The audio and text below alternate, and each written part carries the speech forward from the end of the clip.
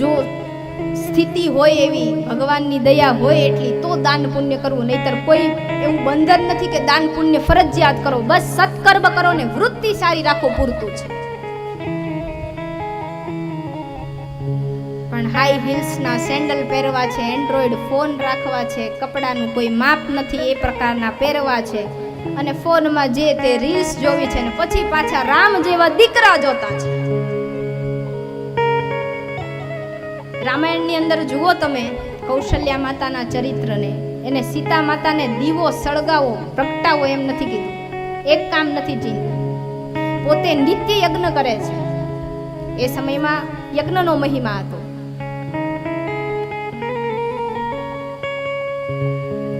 તો જ્યારે માતાઓ સંસ્કારી થશે ત્યારે જ સારી સંતતિ થશે. ધુંધુકારી કુમતી છે, પતિના આગ્રહની વાતને સમજી નહીં ફળ ગાયને ખવડાવી દે છે. આ બાજુ એની બેનપણી આવે છે. બેનપણી કહે છે કે હું સગર્ભા છું ને મારે સંતાન થવાનું છે, હું તને આપીશ, તું મને ધન આપજે.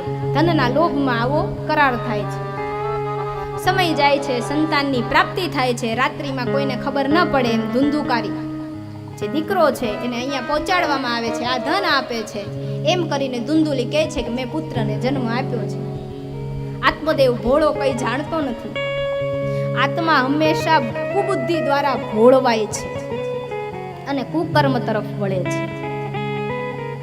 ઉત્સવ કરે છે. આ બાજુ ગાયને જે ફળ ખવડાવ્યું હતું એને પણ દીકરો આવે છે.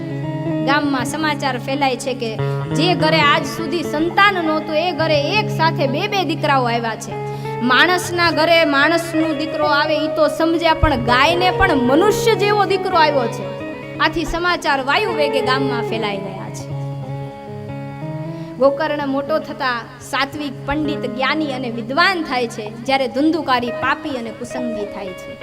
ધીમે ધીમે ઘરની તમામ સંપત્તિઓ વેડફી નાખે છે. જ્યાં ત્યાં ન ખાવામાં, ન પીવામાં, પરસ્ત્રી ગમનમાં ઉડાવી દે છે. સ્થિતિ કપરી આવે છે. પિતાની સાથે ઝઘડો કરે છે, પિતાને પણ મારે છે. લખ્યું છે આવો દુષ્ટ દીકરો થયો છે. એક માતાની મતિ જ્યારે પોતાના સંતાનના ઉછેરમાંથી હટે છે ત્યારે કેવી સંતતિની પ્રાપ્તિ થાય છે એનું પ્રમાણ છે. તો પિતાજી આ બધું જોઈ દુખી થઈ જાય છે. એટલામાં પોતાનો દીકરો ગૌકર્ણ જે વિદ્યા અભ્યાસ માટે ગયો છે, ભણીને આવે છે અને પિતા સર્વ હકીકત પુત્રને જણાવે છે કે બેટા, હું આ તારા બીજા ભાઈથી કંટાળી ગયો છું. એના આવા કર્મ જોઈ મારું હૈયું કકળે છે. આ ક્યાં મારા કર્મનું ફળ છે કે આવો દીકરો મારા ઘરે છે. અને ત્યારે ગોકર્ણ મહારાજ બહુ સરસ જ્ઞાન ઉપદેશ આપે છે. દેહે સ્થિમાંસ રુધિરે ભીમતિમ ત્યજત્વમ જાયા સુતાદિષુ સદા મમતાં વિમુંચ પશ્ચાનિશં જગદિદં ક્ષણભંગનિષ્ઠં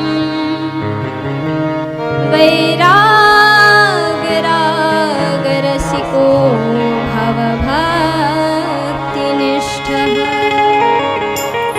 વૈરાગરસિકો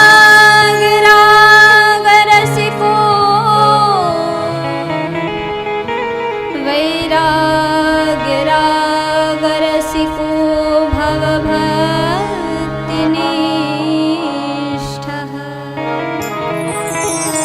પિતાને જ્ઞાન આપે છે. દેહ સ્થિમાંસ રુધિરે ભીમતિમ ત્યજત્વમ.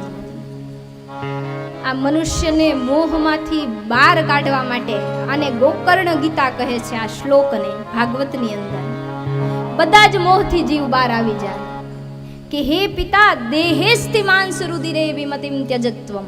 પેલા તો તમે આ તમારો દેહ છે એ મોહ છોડો.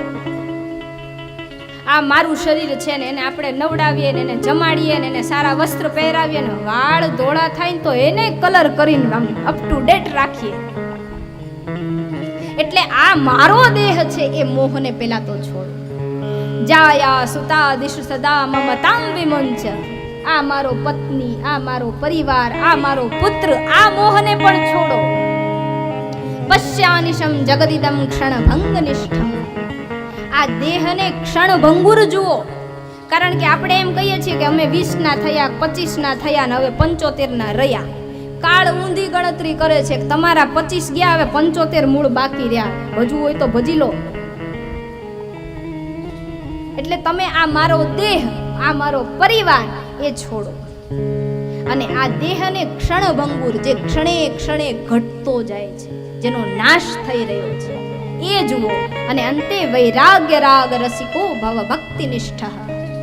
વૈરાગ્યના રાગમાં રાગી થાવ, મોહબંધનથી વિમુક્ત થાવ અને પરમાત્મામાં ચિત્તને જોડો, તો જ તમે મોક્ષને પામશો.